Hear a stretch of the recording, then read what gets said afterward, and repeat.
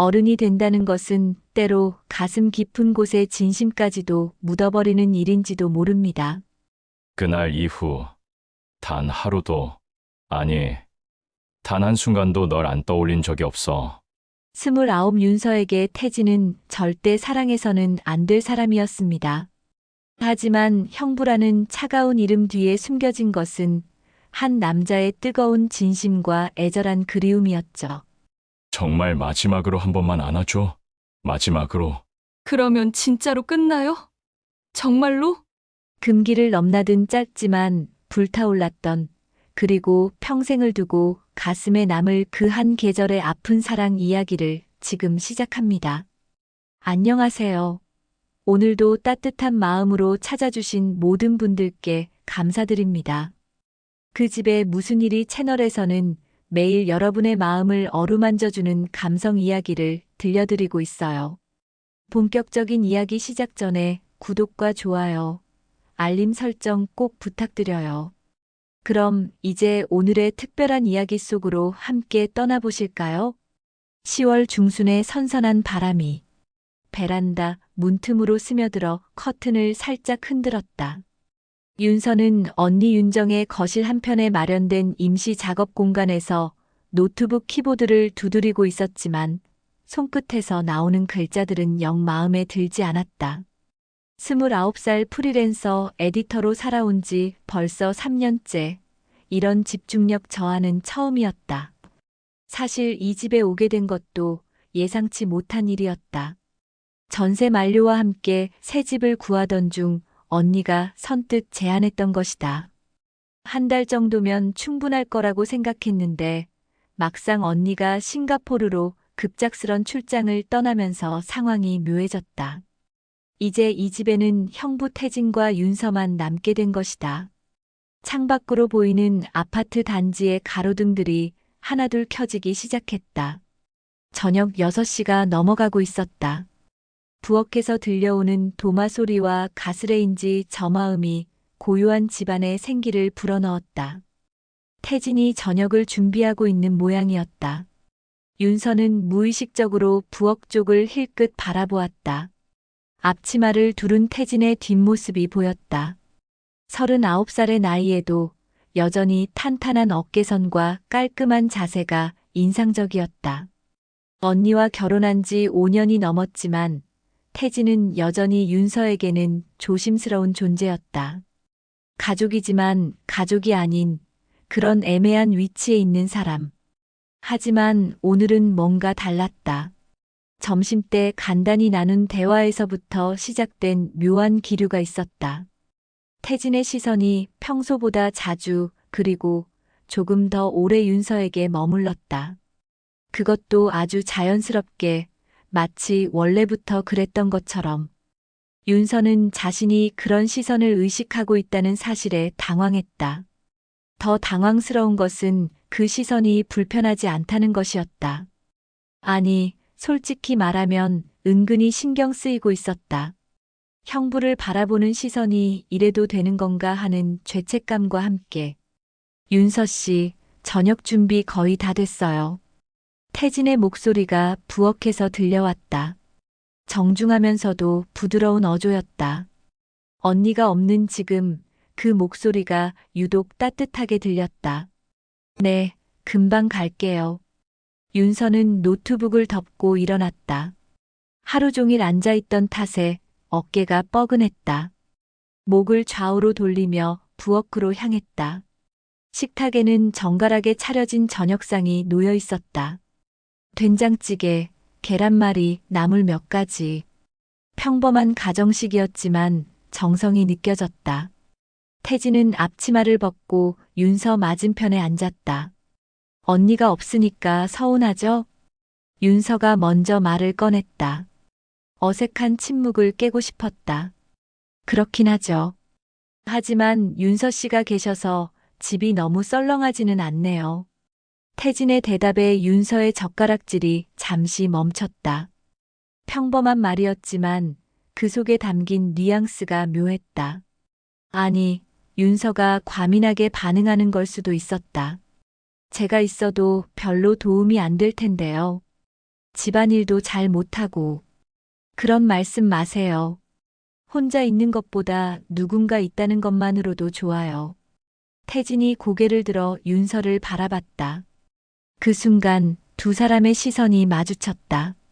평상시라면 자연스럽게 시선을 돌렸을 텐데 이상하게도 둘 다 시선을 피하지 않았다.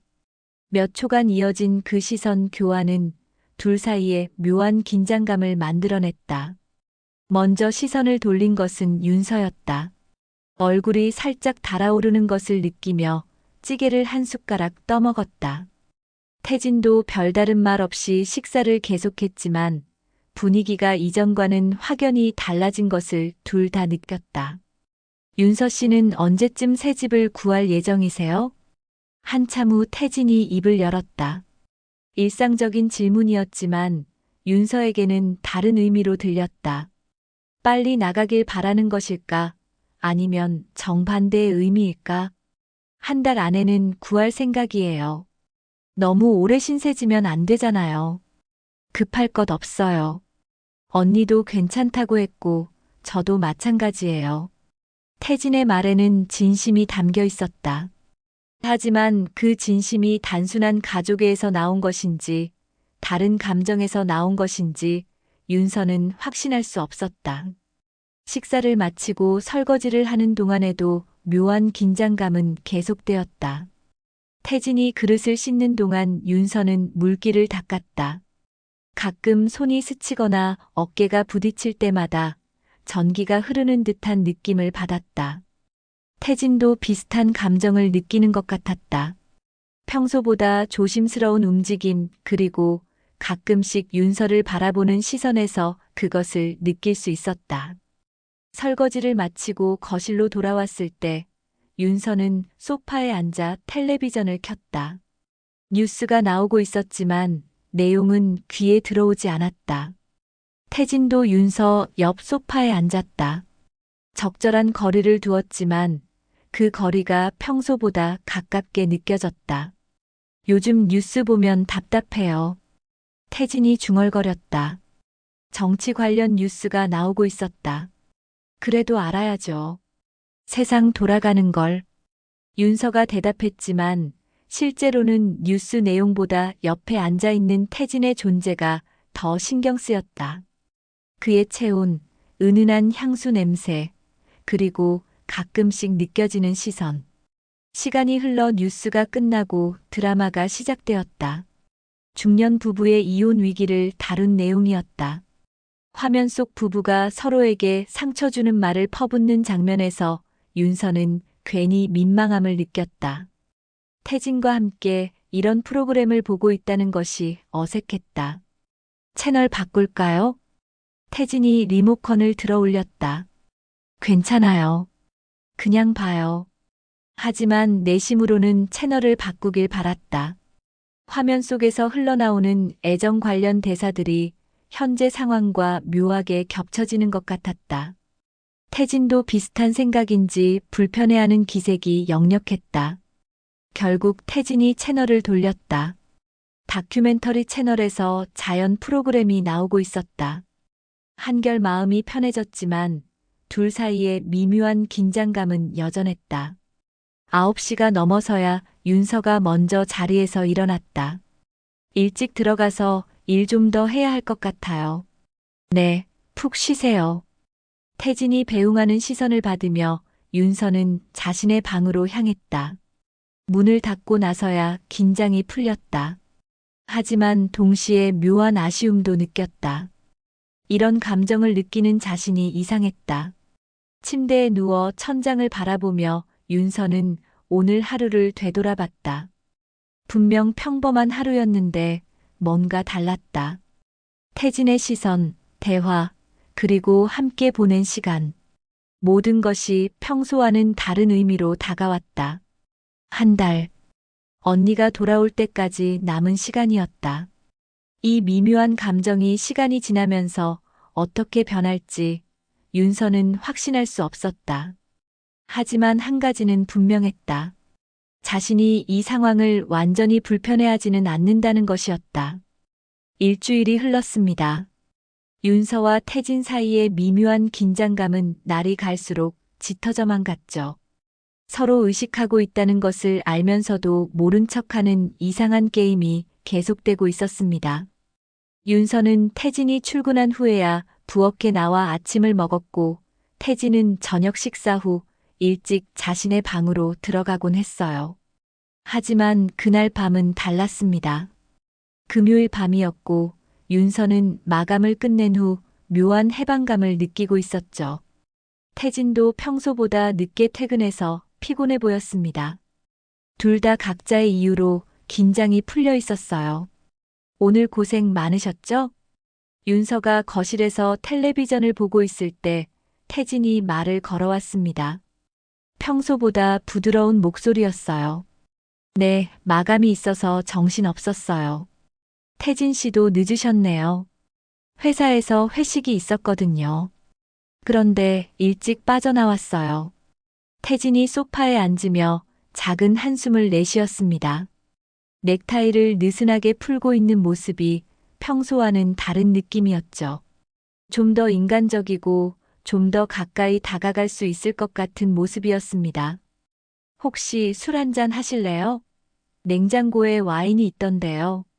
태진의 제안에 윤서는 잠시 망설였습니다. 술을 마시면 지금의 미묘한 균형이 깨질 수도 있다는 생각이 들었거든요. 하지만 동시에 호기심도 생겼어요. 술에 취한 태진은 어떤 모습일까? 그리고 자신은 또 어떻게 될까 하는 궁금함이었죠. 좋죠. 저도 오늘 일이 끝나서 기분이 좋거든요. 태진이 부엌에서 와인과 잔 2개를 가져왔습니다. 레드 와인이었어요. 조명을 조금 어둡게 하고 앉아서 잔을 기울이기 시작했죠. 처음에는 일상적인 대화였습니다. 일 날씨, 최근에 본 영화 이야기. 하지만 술이 조금씩 돌기 시작하면서 대화의 분위기가 바뀌기 시작했어요. 윤서 씨는 연애 안 하세요? 태진의 갑작스러운 질문에 윤서는 잠시 당황했습니다. 잔을 입에 가져가려던 손이 멈췄죠. 요즘은 별로 관심이 없어요. 일이 바쁘기도 하고. 그럴 나이가 아닌 것 같은데요. 29이면 가장 예쁠 때잖아요. 태진의 말에는 평소에 없던 묘한 뉘앙스가 섞여 있었습니다. 윤서는 얼굴이 뜨거워지는 것을 느꼈어요. 술 때문인지 태진의 말 때문인지 알 수 없었죠. 태진 씨는 요즘 외롭죠? 윤서도 술 기운에 평소라면 하지 않았을 질문을 던졌습니다. 태진의 표정이 잠시 굳어졌다가 곧 쓴웃음을 지었어요. 솔직히 말하면 그렇죠. 윤정이가 출장이 잦아진 지 꽤 됐거든요. 언니가 일을 너무 열심히 하나 봐요. 그런 게 아니에요. 우리 사이가 예전 같지 않아서요. 태진의 고백에 윤서는 놀랐습니다. 언니와 태진이 금술이 좋다고 생각했거든요. 하지만 태진의 표정에서 진심을 읽을 수 있었어요. 부부 사이에 그런 시기가 있을 수 있죠. 그런 건가요? 윤서 씨가 보기에는 어떤 것 같아요? 우리 부부 말이에요. 술에 취한 태진의 질문이 점점 직설적이 되어가고 있었습니다. 윤서는 대답하기 곤란했어요. 사실 언니와 태진의 관계가 예전만큼 다정해 보이지 않는다는 것을 느끼고 있었거든요. 제가 뭐라고 말씀드릴 수 있겠어요. 솔직하게 말해도 돼요. 가족이잖아요. 태진이 소파에서 윤서 쪽으로 조금 더 가까이 다가앉았습니다. 무릎이 거의 닿을 정도의 거리였어요. 윤서의 심장이 빨라지기 시작했죠. 언니도 일이 바쁘시고 태진 씨도 마찬가지고. 그러다 보면 소원해질 수도 있는 거 아닐까요? 그렇게 생각해요? 태진이 윤서를 바라보며 물었습니다. 그 시선이 평소보다 훨씬 강렬했어요. 윤서는 잔을 들어 와인을 마셨는데 태진이 윤서의 잔에 와인을 따라주려고 병을 기울이는 순간 손이 스쳤습니다. 전기가 흐르는 듯한 느낌이었어요. 태진도 그것을 느꼈는지 잠시 손을 멈췄죠. 두 사람의 시선이 마주쳤습니다. 이번에는 누구도 시선을 피하지 않았어요. 윤서야. 태진이 처음으로 윤서를 반말로 불렀습니다. 술에 취해서인지 아니면 다른 이유 때문인지 모르겠지만 그 목소리에는 평소에 없던 감정이 실려 있었어요. 그러는 내가 더 위험해 보여. 태진의 말에 윤서는 가슴이 두근거렸습니다. 위험하다는 것이 무슨 의미인지 알 것 같았거든요. 하지만 동시에 그 위험함이 싫지 않았어요. 무슨 말이에요? 지금 내 표정. 위험해.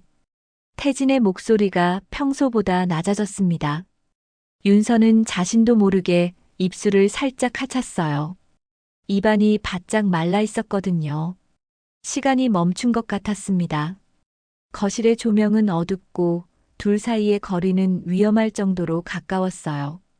태진의 손이 소파 등받이 위로 올라가더니 윤서의 어깨 근처에 머물렀죠. 좀 취한 것 같아요. 윤서가 겨우 입을 열었습니다. 실제로 취했는지 아니면 이 상황 때문에 정신이 몽롱한 건지 알 수 없었어요. 나도 그래. 태진이 대답했지만 움직이지 않았습니다. 오히려 윤서를 더 자세히 들여다보고 있었어요. 일찍 들어가야겠어요. 윤서가 일어서려고 했지만 다리에 힘이 없었습니다. 술 때문만은 아니었어요. 태진이 윤서의 팔을 잡고 일으켜 세웠죠. 괜찮아? 네, 괜찮아요. 하지만 윤서의 목소리는 떨리고 있었습니다. 태진의 손이 아직 윤서의 팔에 닿아 있었거든요. 윤서는 비틀거리며 자신의 방으로 향했습니다. 태진도 거실을 정리한 후 자신의 방으로 들어갔어요. 하지만 윤서는 쉽게 잠들 수 없었습니다. 1시간 정도 뒤척이다가 윤서는 목이 말라 물을 마시러 나왔습니다. 복도를 지나가다가 태진의 방 앞에서 발걸음이 멈췄어요. 문틈으로 불빛이 새어나오고 있었거든요. 귀를 기울이니 무언가 소리가 들렸습니다. 숨소리 같기도 하고 뭔가 다른 소리 같기도 했어요. 윤서의 심장이 다시 빨라지기 시작했죠. 이유도 없이 가슴이 뛰었습니다.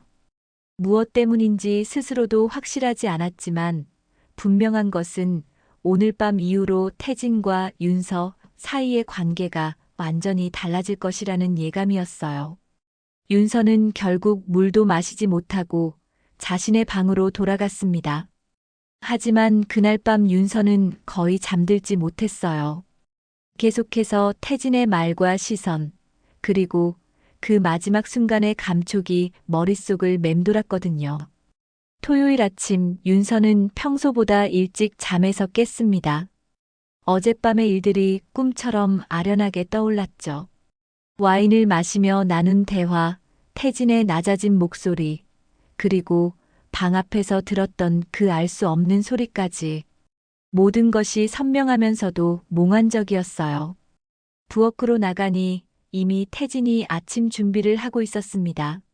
하지만 평소와는 분위기가 완전히 달랐어요. 태진은 윤서가 들어오는 것을 알면서도 고개조차 돌리지 않았죠. 어색한 침묵이 부엌을 가득 메웠습니다. 안녕하세요. 윤서가 먼저 인사를 건넸지만 태진의 대답은 지극히 형식적이었어요. 네, 잘 주무셨어요?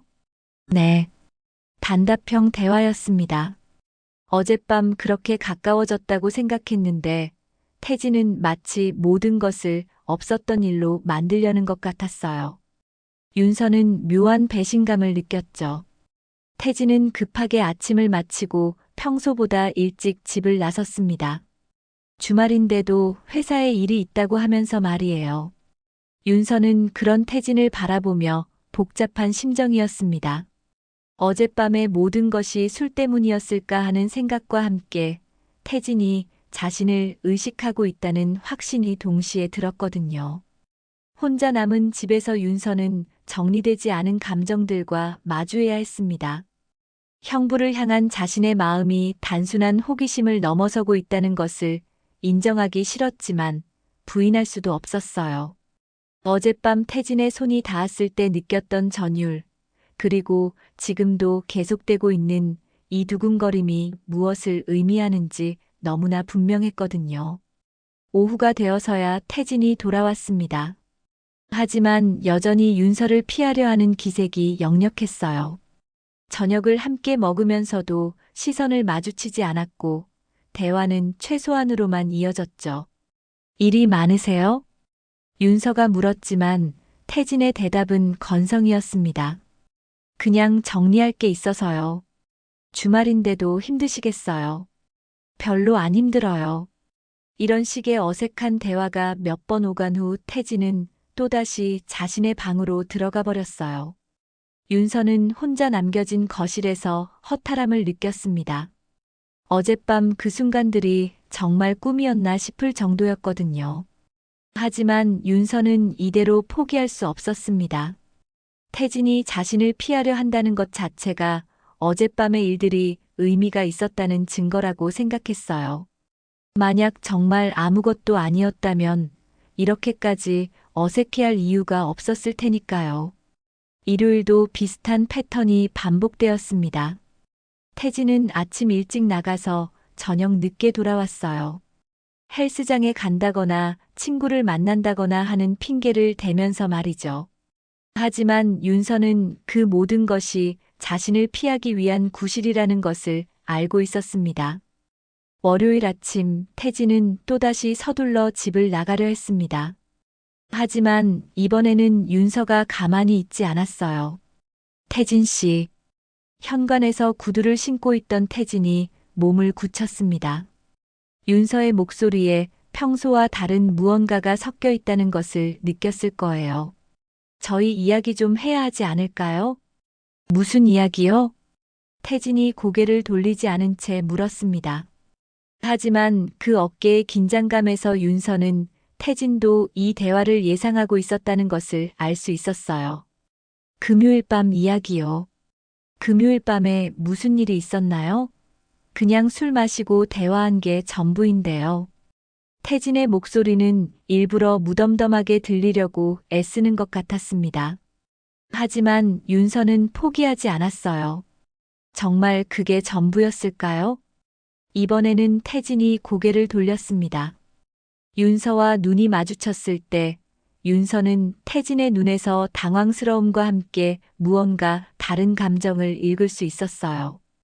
윤서 씨, 우리는 형부라고 부르지 말고 그냥 이름으로 불러주세요. 윤서의 말에 태진은 더욱 당황한 표정을 지었습니다. 무슨 소리예요? 나는 윤서 씨 형부고 윤서 씨는 내 처제잖아요. 그걸 제가 모를 것 같아요? 하지만 금요일 밤에는 그런 관계가 아니었잖아요. 윤서의 직설적인 말에 태진은 할 말을 찾지 못했습니다.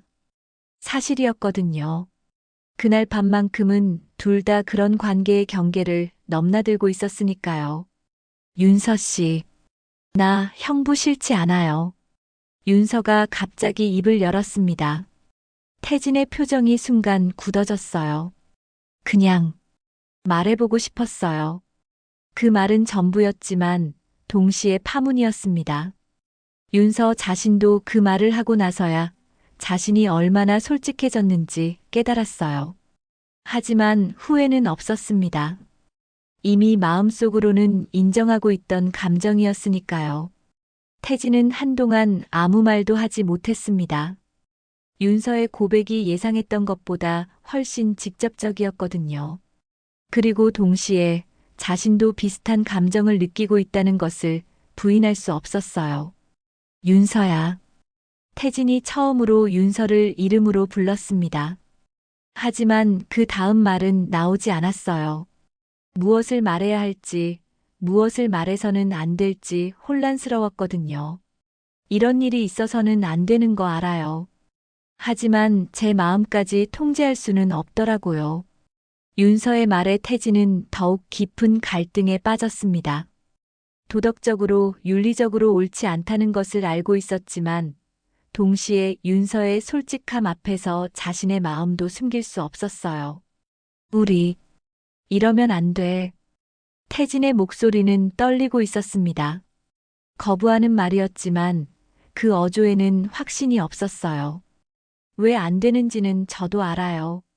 하지만 마음이 그래요. 어쩔 수 없어요. 윤서가 한 걸음 더 가까이 다가갔습니다. 태진은 뒤로 물러서려 했지만 현관문이 등 뒤에 있어서 갈 곳이 없었어요. 윤서야, 제발. 제발 뭐예요? 이런 마음 갖지 말라고요? 이미 늦었어요. 두 사람 사이의 거리가 위험할 만큼 가까워졌습니다. 태진의 숨소리가 거칠어지고 있었고 윤서의 심장도 빠르게 뛰고 있었어요. 결국 태진이 먼저 몸을 돌렸습니다. 나 출근해야 해. 그렇게 말하며 서둘러 집을 나가버렸어요. 하지만 윤서는 승리감을 느꼈습니다. 태진의 흔들리는 목소리, 떨리는 손, 그리고 마지막 순간의 망설임에서 자신과 같은 마음을 확인했거든요. 이제 서로를 의식하는 일상이 시작될 것이었습니다. 더 이상 모른 척할 수 없는 그런 관계 말이에요. 윤서는 거울 앞에 서서 자신을 바라봤습니다. 오늘 아침의 자신이 어제의 자신과는 완전히 다른 사람인 것 같았어요. 금기의 문턱을 넘어선 것일까? 아니면 그 앞에 서 있는 것일까? 윤서는 확실하지 않았지만 한 가지는 분명했습니다. 더 이상 예전으로 돌아갈 수는 없다는 것이었어요. 윤서의 고백 이후 일주일이 지났습니다. 태진은 여전히 윤서를 피하려 애쓰고 있었지만 예전만큼 노골적이지는 않았어요. 오히려 더 조심스러워진 것 같았죠. 마치 깨지기 쉬운 유리를 다루듯이 말입니다. 윤서도 태진을 의식하지 않으려 노력했지만 쉽지 않았어요. 한 번 입 밖으로 내뱉은 말은 되돌릴 수 없었고 그 말이 만들어낸 미묘한 긴장감은 집안 곳곳에 스며들어 있었거든요. 아침에 마주치는 순간부터 밤에 각자 방으로 들어가는 순간까지 모든 것이 예전과는 달랐습니다. 그날도 평범한 하루였어요. 윤서는 거실에서 작업을 하고 있었고 태진은 회사에서 돌아와 조용히 저녁을 준비하고 있었죠. 하지만 운명은 참 묘한 것 같았습니다. 윤서가 프린터에서 서류를 가져오려고 일어서는 순간 갑자기 허리에 찌릿한 통증이 느껴졌거든요. 아! 윤서의 비명소리에 태진이 부엌에서 달려나왔습니다. 윤서는 허리를 부여잡고 그 자리에 웅크리고 있었어요. 무슨 일이야? 태진의 목소리에는 진심 어린 걱정이 담겨 있었습니다. 평소의 조심스러움은 온데간데 없이 사라져 있었어요. 허리를 삐끗한 것 같아요. 윤서는 식은땀을 흘리며 대답했습니다. 정말 아팠거든요. 태진은 망설임 없이 윤서를 부축해서 소파까지 데려갔어요. 천천히 누워봐. 태진의 손이 윤서의 어깨와 허리를 조심스럽게 지탱했습니다. 윤서는 태진의 도움을 받아 소파에 엎드려 누웠어요. 그 순간 둘 사이의 어색함은 잠시 사라졌죠. 아픈 사람을 돌보는 것과 돌봄을 받는 것, 그것은 너무나 자연스러운 일이었으니까요. 많이 아파? 네, 좀 아파요. 태진은 잠시 생각하더니 약장에서 파스를 가져왔습니다. 그리고 윤서에게 물었어요. 파스 붙여줄까? 아니면 혼자 할 수 있어? 혼자 하기엔 위치가 애매해요. 부탁드려도 될까요? 윤서의 대답에 태진은 잠시 망설였습니다. 하지만 아픈 사람 앞에서 망설일 이유는 없었죠. 그럼 옷을 좀 올려야 할 것 같은데. 네, 괜찮아요. 윤서가 스스로 상의를 등 위로 올렸습니다. 하얀 등이 드러났고 불에 지어 끈이 보였어요. 태진은 순간 숨이 막혔지만 애써 침착하려 노력했습니다. 파스 포장을 뜯는 태진의 손이 미세하게 떨렸어요. 윤서도 그것을 느꼈지만 아무 말하지 않았습니다. 오히려 이 상황이 어떻게 흘러갈지 궁금했거든요. 어디가 가장 아파? 조금 더 아래쪽이요. 윤서가 손으로 가리킨 곳은 허리 아래쪽, 불에 지어 끈보다 좀 더 아래였습니다. 태진은 조심스럽게 파스를 그 부위에 붙이기 시작했어요. 태진의 손끝이 윤서의 피부에 닿는 순간 둘 다 전기가 흐르는 듯한 느낌을 받았습니다. 파스를 붙이는 단순한 행위였지만 그 손길에는 다른 무언가가 섞여 있었어요. 윤서는 눈을 감았습니다. 아픔 때문이 아니라 태진의 손길이 주는 묘한 감정 때문이었죠. 태진의 손이 파스를 고르게 펴 바르려고 천천히 움직일 때마다 윤서의 심장은 조금씩 빨라졌어요. 태진도 마찬가지였습니다. 파스를 붙이는 일에만 집중하려 했지만 윤서의 부드러운 피부와 은은한 체온이 손끝을 통해 전해져 왔거든요. 파스를 다 붙이고 나서도 손을 떼지 못했어요. 다 붙였어. 태진이 말했지만 손은 여전히 윤서의 등에 머물러 있었습니다. 윤서도 일어나지 않았어요. 둘 다 이 순간이 끝나는 것을 원하지 않는 것 같았죠. 고마워요. 윤서의 목소리가 평소보다 부드러웠습니다. 그 목소리에 태진의 손이 조금 더 아래로 내려갔어요. 파스가 붙은 부위를 살짝 문지르듯이 말입니다. 이렇게 하면 좀 나아져? 네. 좋아요. 윤서의 대답에 태진의 손길이 더욱 부드러워졌습니다. 이제는 마사지에 가까웠어요. 의료적인 목적을 넘어선 손길이었죠. 시간이 얼마나 흘렀는지 알 수 없었습니다. 태진의 손이 윤서의 등을 천천히 어루만지고 윤서는 그 손길을 받아들이며 작은 한숨을 내쉬고 있었어요. 이러면 안 돼. 태진이 갑자기 중얼거렸습니다. 하지만 손은 여전히 윤서의 등에서 떠나지 않았어요. 뭐가 안 돼요? 윤서가 고개를 돌려 태진을 바라봤습니다. 그 순간 둘의 시선이 마주쳤어요. 태진의 눈에는 갈등이, 윤서의 눈에는 간절함이 담겨 있었습니다. 이건 미친 짓이야. 태진의 목소리가 떨렸습니다. 하지만 윤서는 포기하지 않았어요. 그래도 하고 싶잖아요. 윤서의 말에 태진은 더욱 큰 갈등에 빠졌습니다. 도덕과 이성은 당장 손을 떼고 자리를 떠나라고 말했지만 마음과 몸은 그 반대였거든요. 윤서야. 네. 우리 정말 이러면 안 돼. 하지만 태진의 말과는 반대로 윤서에게서 손을 떼지 못했어요. 오히려 더 깊이 빠져들고 있었죠. 윤서가 천천히 몸을 돌려 태진을 마주봤습니다. 이제 둘은 아주 가까운 거리에서 서로를 바라보고 있었어요. 태진의 숨소리가 거칠어졌고 윤서의 눈에는 눈물이 맺혀 있었습니다. 저도 알아요. 이러면 안 된다는 거. 하지만 윤서가 태진의 손을 잡았습니다. 태진은 그 손을 뿌리치지 못했어요. 하지만 어쩔 수 없어요. 마음이 이래요. 두 사람 사이의 거리가 점점 가까워졌습니다. 태진의 이성은 마지막 저항을 하고 있었지만 이미 늦었어요. 윤서의 진심 어린 눈빛 앞에서 모든 방어벽이 무너져 내리고 있었거든요. 우리. 태진이 마지막으로 뭔가 말하려 했지만 윤서가 태진의 입술에 자신의 입술을 포겠습니다. 단 한 번의 입맞춤이었어요. 길지도 않았고 격정적이지도 않았죠.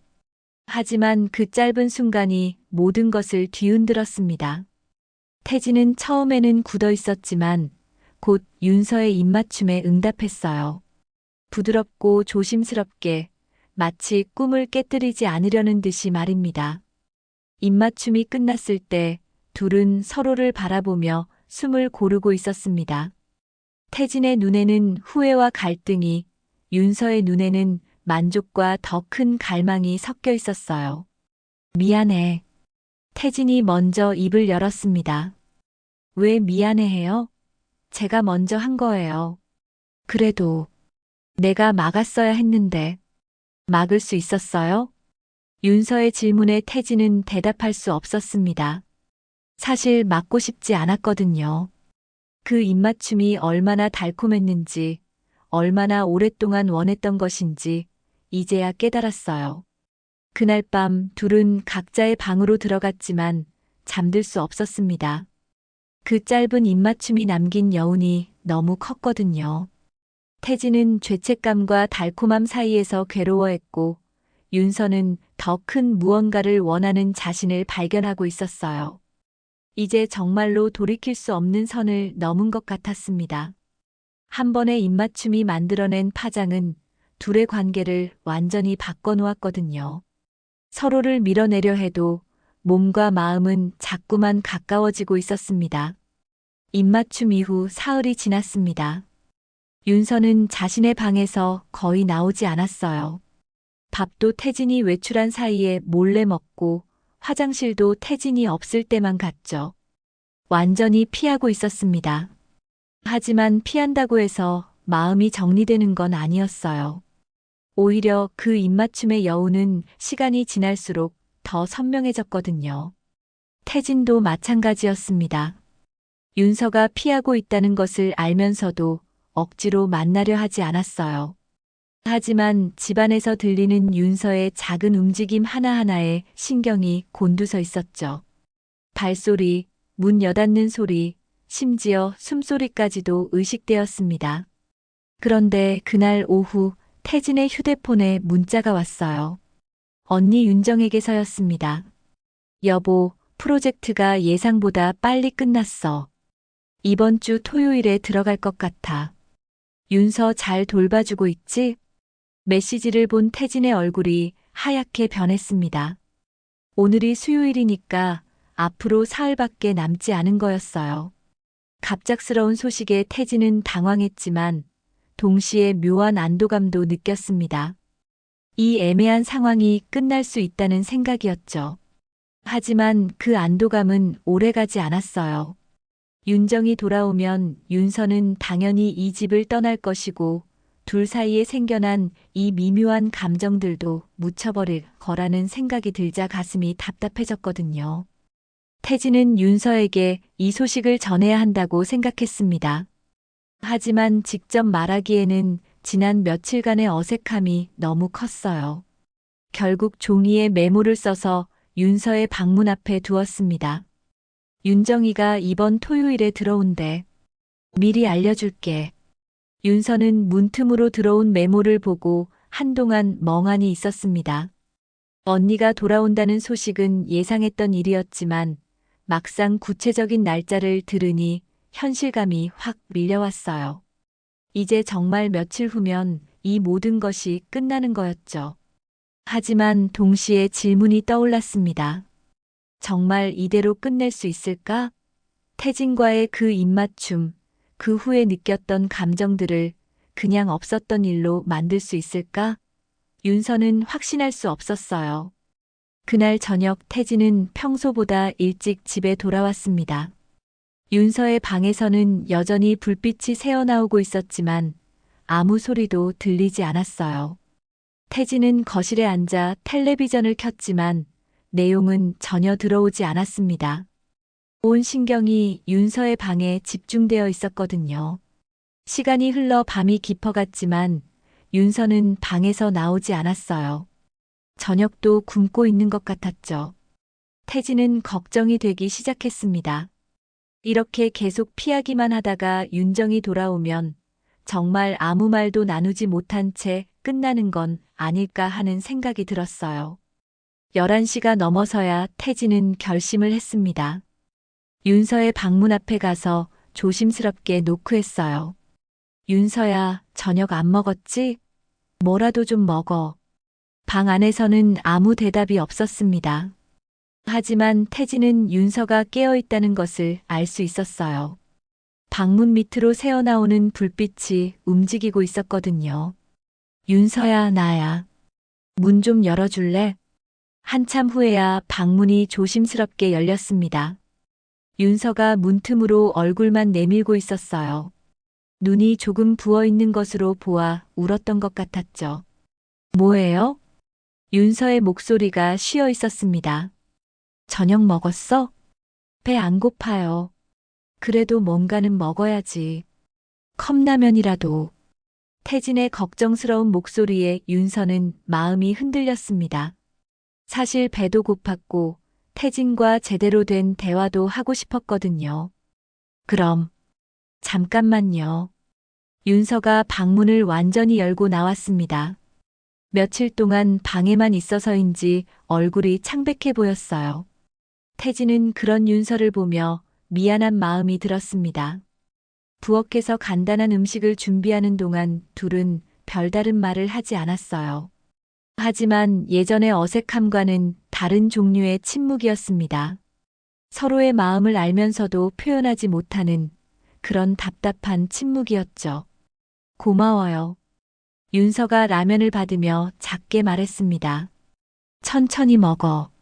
태진도 윤서 맞은편에 앉았습니다.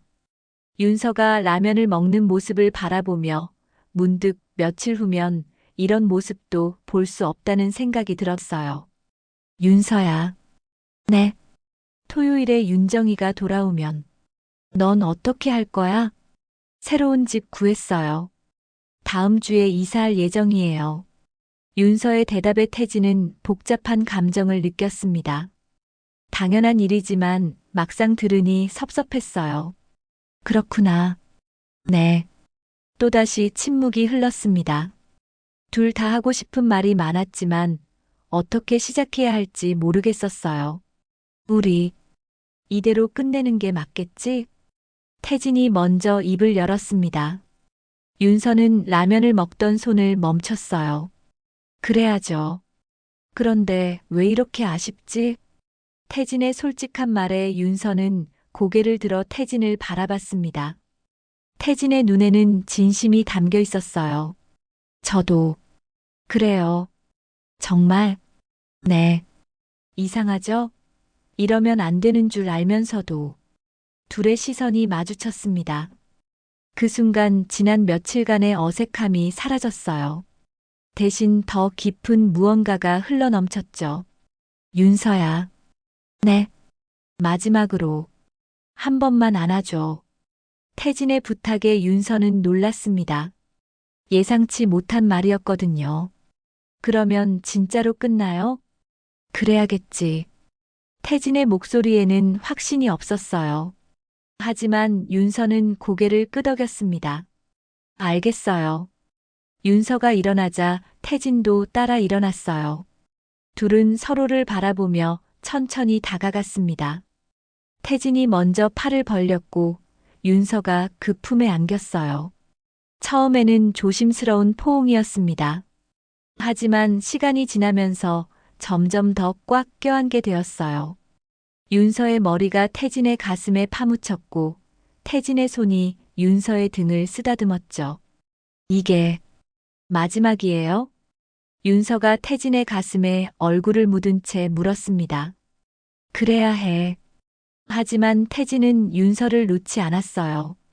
오히려 더 꽉 안았죠. 포옹이 끝난 후에도 둘은 서로에게서 떨어지지 않았습니다. 윤서가 고개를 들어 태진을 바라봤을 때 둘 사이의 거리는 위험할 정도로 가까웠어요. 태진 씨. 응? 정말 이게 마지막이에요? 태진은 대답 대신 윤서의 얼굴을 두 손으로 감쌌습니다. 그리고 천천히 고개를 숙였어요. 그날 밤 모든 것이 바뀌었습니다. 태진은 윤서의 방에 들어갔고 문이 닫히는 소리가 집안의 고요함을 깨뜨렸어요. 그리고 그 후로는 침묵만이 흘렀습니다. 천천히 무너져 내리는 금기. 둘이 그토록 지키려 했던 경계선이 완전히 사라진 순간이었어요. 이제 정말로 돌이킬 수 없는 일이 벌어진 것입니다. 새벽 5시 태진은 윤서의 방문 앞에 서 있었습니다. 어젯밤의 일들이 꿈이었으면 좋겠다는 생각과 함께 동시에 그 모든 순간들이 너무나 선명하게 기억나고 있었어요. 윤서의 체온, 숨소리, 그리고 마지막에 흘린 눈물까지도 말이죠. 조심스럽게 노크를 했지만 대답이 없었습니다. 문을 살짝 열어보니 방은 텅 비어 있었어요. 침대는 정리되어 있었고 윤서의 짐들도 모두 사라져 있었죠. 책상 위에는 작은 쪽지 하나만 남아 있었습니다. 미안해요. 언니한테 잘 전해주세요. 새 집 구했다고. 그게 전부였어요. 윤서는 아무도 모르게 떠나버린 것입니다. 태진은 그 쪽지를 들고 한동안 멍하니 서 있었어요. 예상했던 일이지만 막상 현실이 되니까 가슴이 텅 빈 것 같았거든요. 오전 10시쯤 윤정에게서 전화가 왔습니다. 여보, 나 공항이야. 2시간 후에 도착할 것 같아. 알겠어. 태진의 목소리에는 평소와 다른 무언가가 섞여 있었지만 윤정은 눈치채지 못했어요. 출장의 피로 때문에 집중력이 떨어져 있었거든요. 윤서는 잘 있었어? 많이 신경 썼지? 응, 잘 있었어. 고마워. 그동안 고생 많았어. 전화를 끊고 나서 태진은 집안을 둘러봤습니다.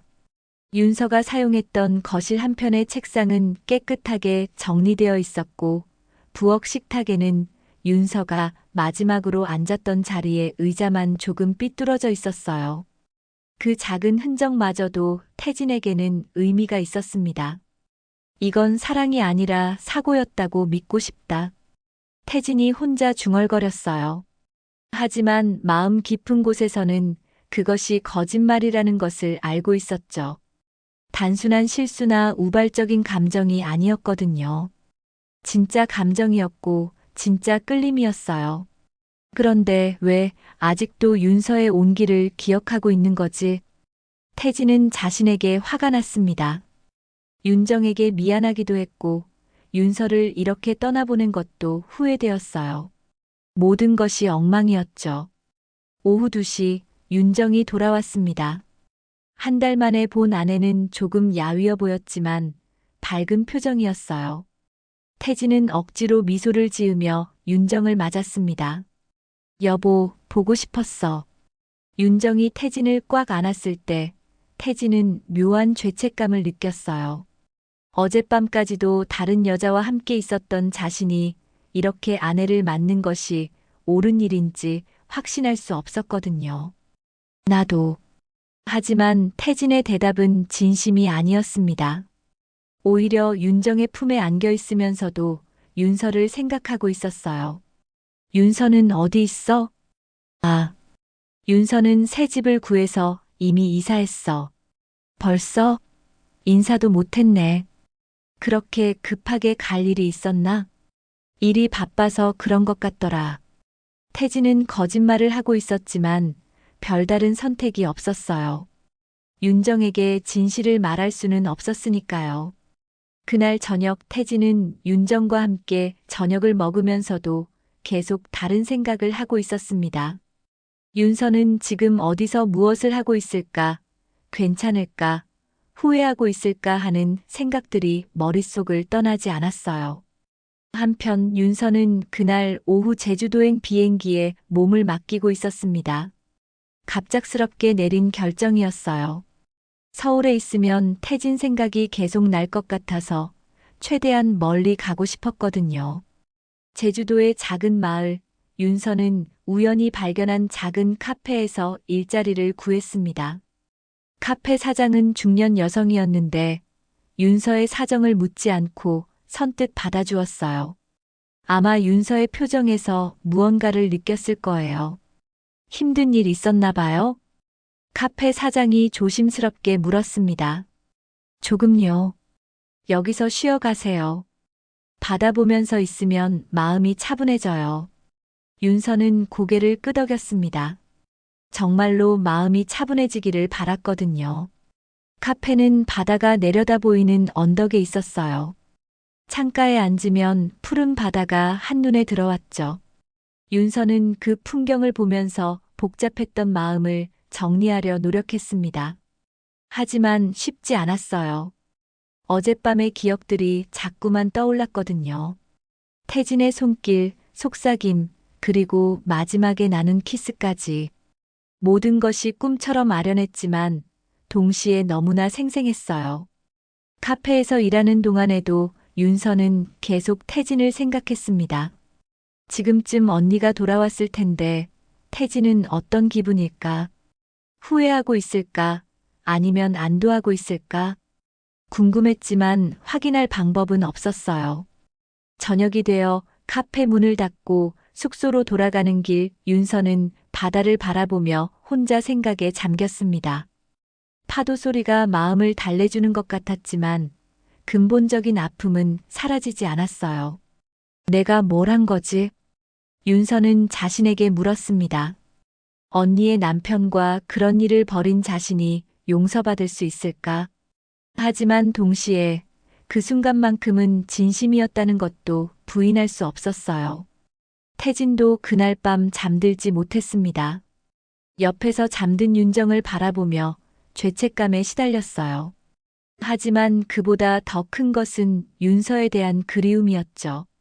이러면 안 되는데. 태진은 속으로 중얼거렸지만 마음은 쉽게 정리되지 않았어요. 윤서의 체온이 아직도 손에 남아있는 것 같았고 윤서의 향기도 코끝에 맴돌고 있었거든요. 며칠이 지나도 상황은 나아지지 않았습니다. 태진은 일상으로 돌아가려 노력했지만 윤서가 사용했던 공간들을 지날 때마다 그날 밤의 기억이 되살아났어요. 거실의 소파, 부엌의 식탁, 그리고 윤서의 방까지. 모든 곳에 윤서의 흔적이 남아있는 것 같았죠. 윤서도 마찬가지였어요. 제주도의 새로운 환경에서 새로운 일을 시작했지만 가슴속 깊은 곳에는 여전히 태진이 자리 잡고 있었거든요. 카페에서 커피를 내리면서도 바다를 바라보면서도 밤에 혼자 누워있을 때도 태진의 모습이 떠올랐어요. 일주일이 지났지만 둘 다 연락하지 않았습니다. 연락하면 안 된다는 것을 알고 있었지만 동시에 상대방의 안부가 궁금했어요. 하지만 그 선을 넘을 용기는 없었죠.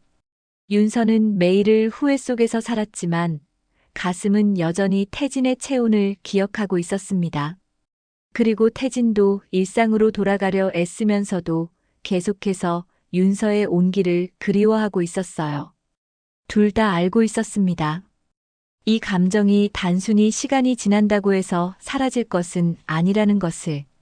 하지만 그렇다고 해서 어떻게 해야 할지는 알 수 없었어요.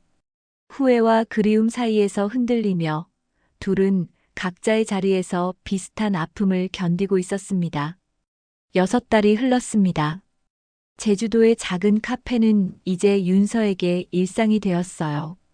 매일 아침 일찍 카페를 열고 손님들에게 커피를 내려주고 저녁이면 바다를 바라보며 하루를 마무리하는 평온한 생활이었죠. 하지만 그 평온함 속에서도 윤서의 마음 한구석에는 여전히 태진이 자리 잡고 있었습니다. 시간이 지나면서 그리움은 조금씩 옅어지는 것 같았지만 완전히 사라지지는 않았어요. 특히 혼자 있는 밤이면 어김없이 그날 밤의 기억들이 되살아났거든요. 태진의 따뜻한 손길, 낮은 목소리, 그리고 마지막 순간의 간절함까지 모든 것이 여전히 생생했습니다. 카페 사장은 윤서가 무언가 깊은 상처를 안고 있다는 것을 눈치채고 있었지만 묻지 않았어요. 대신 조용히 지켜보며 필요할 때 따뜻한 말 한마디씩 건네주었죠. 윤서에게는 그런 배려가 고마웠습니다. 그날도 평범한 오후였어요. 관광객 몇 명이 커피를 주문하고 창가에 앉아 바다를 바라보고 있었죠. 윤서는 카운터에서 원두를 정리하고 있었습니다. 그때 카페 문이 열리는 소리가 들렸어요. 어서 오세요. 윤서가 습관적으로 인사를 하며 고개를 들었는데 그 순간 시간이 멈춘 것 같았습니다. 문간에 서 있는 사람은 다름 아닌 태진이었거든요. 태진도 윤서를 보는 순간 발걸음을 멈췄어요. 6달 만에 보는 윤서는 조금 달라 보였습니다. 피부가 좀 더 그을렸고 표정도 전보다 차분해진 것 같았어요. 하지만 여전히 아름다웠죠. 한참 동안 둘은 서로를 바라만 보고 있었습니다. 카페 안에 다른 손님들이 신경 쓰일 정도로 긴 침묵이었어요. 윤서가 먼저 정신을 차렸습니다. 어떡해. 윤서야. 태진의 목소리는 6달 전과 똑같았어요. 하지만 그 속에는 말할 수 없는 복잡한 감정들이 섞여 있었죠. 잠깐만요. 윤서가 카페 사장에게 양해를 구하고 태진과 함께 밖으로 나왔습니다. 바다 바람이 두 사람의 머리카락을 흔들었어요. 왜 왔어요? 윤서의 첫 마디는 차갑게 들렸지만 실제로는 가슴이 두근거리고 있었어요. 태진을 다시 볼 수 있다는 기쁨과 동시에 이렇게 만나면 안 된다는 죄책감이 교차했거든요. 그날 이후 단 하루도 널 안 떠올린 날이 없어. 태진의 고백에 윤서는 가슴이 철렁했습니다. 자신도 마찬가지였지만 태진의 입에서 직접 듣는 것은 다른 느낌이었어요. 그런 말하지 마세요. 왜? 사실인데. 태진이 한 걸음 더 가까이 다가왔습니다. 윤서는 뒤로 물러서려 했지만 발이 움직여지지 않았어요. 언니는 어떻게 하고 온 거예요? 윤정이는 출장 가서 일주일 후에 돌아와. 그럼 또 거짓말하고 온 거네요. 윤서의 말에 태진은 잠시 말문이 막혔습니다. 맞는 말이었거든요. 윤정에게는 회사 일로 제주도에 와야 한다고 거짓말을 했어요. 아직 내가 내 안에서 지워지지 않아서. 태진의 솔직한 고백에 윤서는 눈물이 날 것 같았습니다. 자신도 태진을 잊지 못하고 있다는 것을 인정하고 싶지 않았지만 부인할 수도 없었어요. 태진 씨, 나랑 같이 좀 걸을래? 태진의 제안에 윤서는 망설였습니다. 함께 있으면 또다시 헤어나올 수 없는 감정에 빠질 것 같았거든요. 하지만 거절할 수도 없었어요. 잠깐만요. 윤서가 카페로 돌아가 사장에게 양해를 구했습니다. 다행히 사장은 흔쾌히 허락해 주었어요. 아마 윤서의 표정에서 무언가를 느꼈을 거예요. 두 사람은 바닷가로 향했습니다. 오후의 바다는 햇살에 반짝이며 아름다웠어요. 파도 소리만이 둘 사이의 침묵을 채우고 있었죠. 여기서 잘 지내고 있어? 태진이 먼저 입을 열었습니다. 네, 평온해요. 그렇구나. 태진 씨는 어때요? 언니랑 잘 지내고 있어요? 윤서의 질문에 태진은 쓴웃음을 지었습니다. 몸은 함께 있지만 마음은 글쎄, 그런 말하지 마세요. 언니가 알면 어떻게 해요? 윤정이는 눈치채지 못해. 아니, 눈치채려 하지 않는 것 같아. 태진의 말에 윤서는 복잡한 감정을 느꼈어요. 언니에 대한 미안함과 동시에 태진이 자신만을 생각하고 있다는 사실에 대한 묘한 기쁨이 교차했거든요. 우리 이러면 안 돼요. 알아. 하지만 어쩔 수 없어. 태진이 걸음을 멈추고 윤서를 바라봤습니다. 바다를 배경으로 선 윤서의 모습이 더욱 아름다워 보였어요. 너도 나 생각 안 했어? 태진의 질문에 윤서는 대답하지 못했습니다. 거짓말을 할 수는 없었거든요. 매일 생각했어요. 윤서의 고백에 태진의 눈이 반짝였습니다. 정말? 네.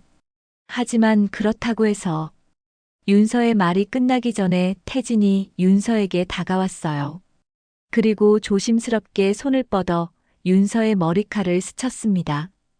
바람에 흩날리는 머리카락을 정리해주는 자연스러운 몸짓이었지만 그 짧은 접촉만으로도 둘 다 전기가 흐르는 듯한 느낌을 받았어요. 윤서야. 네. 나 솔직히 말할게. 너 없이는 안 되겠어. 태진의 고백에 윤서는 가슴이 쿵쾅거렸습니다. 듣고 싶었던 말이면서 동시에 듣고 싶지 않았던 말이었어요. 그런 말하지 마세요. 우리 둘 다 알잖아요. 이러면 안 된다는 거. 알아. 하지만 마음은 어쩔 수 없어. 태진이 윤서의 두 손을 잡았습니다. 윤서는 그 손을 뿌리치지 않았어요. 너도 마찬가지잖아. 정말 나를 잊고 싶다면 왜 연락처를 바꾸지 않았어? 왜 서울로 돌아가지 않았어? 태진의 말에 윤서는 할 말이 없었습니다. 사실이었거든요. 마음 한구석으로는 태진이 찾아오기를 바랐던 것도 사실이었어요. 바다를 배경으로 선 두 사람은 다시 서로를 바라보고 있었습니다. 6달 전 그날 밤과 똑같은 간절함이 두 사람의 눈에 담겨 있었어요. 윤서야, 이번엔 선택해야 해. 뭘요? 나를 택할 것인지 아니면 정말로 끝낼 것인지. 태진의 말에 윤서는 가슴이 답답해졌습니다. 선택이라니. 이미 마음으로는 선택이 끝난 것 같았는데 왜 이렇게 어려운 걸까요?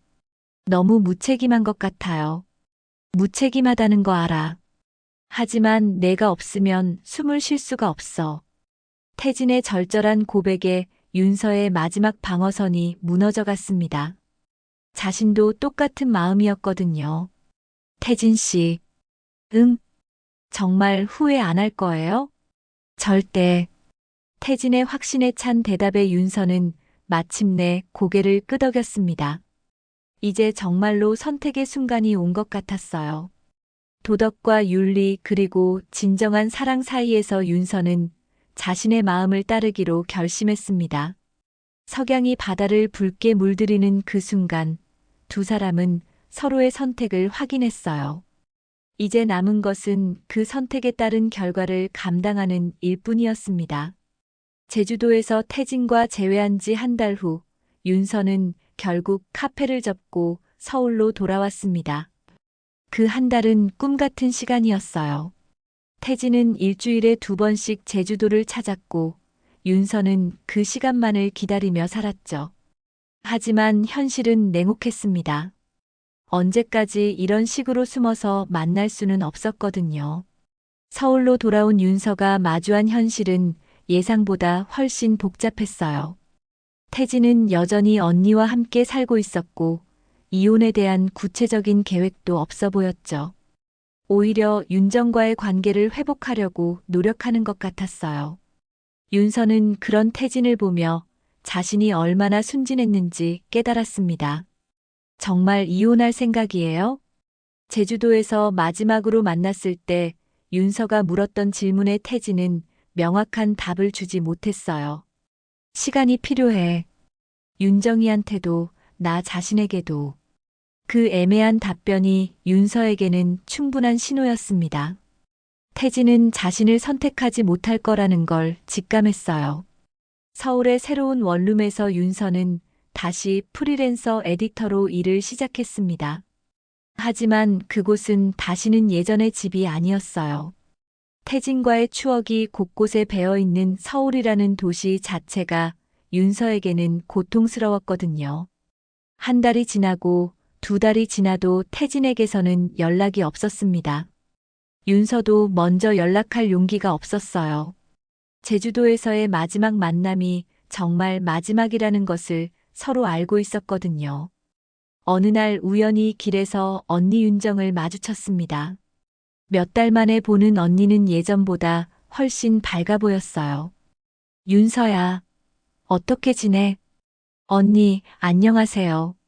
윤서는 언니를 바라보며 복잡한 감정을 느꼈습니다. 미안함과 죄책감이 가슴을 짓눌렀어요.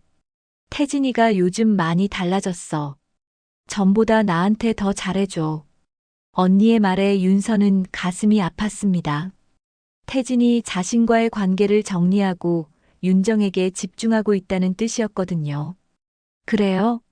다행이네요. 넌 요즘 어떤 남자 만나고 있어? 좋은 사람 있으면 소개해줄게. 언니의 순수한 관심이 윤서에게는 더욱 고통스러웠어요. 자신이 언니의 남편과 그런 관계를 가졌다는 사실을 언니는 전혀 모르고 있었거든요. 그 후로 윤서는 의도적으로 언니와 거리를 두기 시작했습니다. 자주 연락하던 것도 뜸해졌고 가족 모임도 핑계를 대고 빠지곤 했어요. 언니는 그런 윤서를 이상하게 여겼지만 깊이 추궁하지는 않았습니다. 계절이 바뀌고 1년이 지났습니다. 윤서는 그동안 누구도 만나지 않았어요. 태진에 대한 마음을 정리하지 못한 상태에서 다른 사람을 만날 수는 없었거든요. 그런 윤서에게 변화가 찾아온 것은 봄이었습니다. 출판사에서 의뢰받은 책 편집 작업을 통해 만난 작가 민준이라는 남자였어요. 33세 민준은 차분하고 따뜻한 성격이었죠. 처음에는 단순한 업무 관계였지만 점차 개인적인 만남을 갖게 되었어요. 윤서 씨는 어떤 사람과 함께 있을 때 행복해요? 민준의 질문에 윤서는 잠시 망설였습니다. 머릿속에는 태진의 모습이 떠올랐지만 그 이름을 입에 올릴 수는 없었어요. 잘 모르겠어요. 아직 그런 사람을 만나보지 못한 것 같아요. 그렇다면 저와 함께 있을 때는 어떤가요? 민준의 고백에 윤서는 당황했습니다. 좋은 사람이라는 것은 알고 있었지만 아직 마음의 준비가 되지 않았거든요. 시간을 좀 주세요. 물론이에요. 기다릴게요. 민준의 진심 어린 말에 윤서는 마음이 따뜻해졌어요. 태진과는 다른 종류의 편안함이었죠. 몇 달 후 윤서는 민준과 연인 관계가 되었습니다. 하지만 그 관계는 태진과의 그것과는 완전히 달랐어요. 안정적이고 편안했지만 그날 밤 태진과 함께했을 때의 그 뜨거운 감정은 없었습니다. 민준과 처음 키스를 했을 때도, 처음 함께 밤을 보냈을 때도 윤서의 마음 한구석에는 여전히 태진이 자리 잡고 있었어요. 그날 밤의 감각, 태진의 체온, 그 모든 것이 여전히 생생했거든요. 나는 형부하지 않았다. 어느 날 밤 윤서는 혼자 중얼거렸습니다. 하지만 형부를 잊지도 못했다. 민주는 좋은 사람이었어요. 윤서를 진심으로 사랑했고 결혼까지 생각하고 있었죠. 하지만 윤서는 완전히 마음을 열 수 없었습니다. 태진에 대한 감정이 완전히 정리되지 않은 상태에서는 불가능한 일이었어요. 어느 봄날 윤서는 우연히 태진과 윤정이 함께 걷는 모습을 보게 되었습니다. 둘은 예전보다 더 다정해 보였어요. 태진이 윤정의 어깨에 손을 올리고 윤정이 행복하게 웃고 있는 모습을 보며 윤서는 복잡한 감정을 느꼈습니다. 안도감과 동시에 쓸쓸함이 밀려왔어요. 태진이 자신의 자리로 돌아간 것 같아서 다행이면서도 정말로 모든 것이 끝났다는 현실감이 가슴을 아프게 했거든요. 그날 밤 윤서는 민준에게 프러포즈를 받았습니다. 윤서야, 나와 결혼해 줄래? 민준의 진심 어린 청혼에 윤서는 오랫동안 고민했어요. 태진은 이미 자신의 선택을 했고 자신도 이제 앞으로 나아가야 할 때라는 것을 알고 있었거든요. 네, 좋아요. 윤서의 대답에 민준은 기뻐했지만 윤서의 마음 한구석에는 여전히 무언가 비어있는 느낌이 들었어요. 몇 년이 흘렀습니다. 윤서는 민준과 결혼해서 평범하지만 안정적인 삶을 살고 있었어요. 하지만 가끔 특별히 외로운 밤이면 그날 밤의 기억이 되살아났습니다. 태진의 손길, 그 간절했던 시선, 그리고 마지막 키스까지. 사랑은 아니었지만 분명히 불꽃이었던 한 계절. 윤서는 그렇게 결론지었어요. 태진과의 그 시간들을 사랑이라고 부르기에는 너무 짧았고 그렇다고 단순한 실수라고 하기에는 너무 진실했거든요. 어느 날 우연히 태진의 소식을 들었습니다. 윤정과 함께 아이를 갖게 되었다는 소식이었어요. 그 소식을 들었을 때 윤서는 묘한 안도감을 느꼈습니다. 이제 정말로 모든 것이 제자리를 찾아간 것 같았거든요. 윤서도 민준과의 사이에서 아이를 가질 계획을 세우고 있었어요. 새로운 생명을 통해 완전히 새로운 시작을 하고 싶었거든요. 그날 밤 이후 변해버린 모든 것들. 하지만 윤서는 후회하지 않았어요.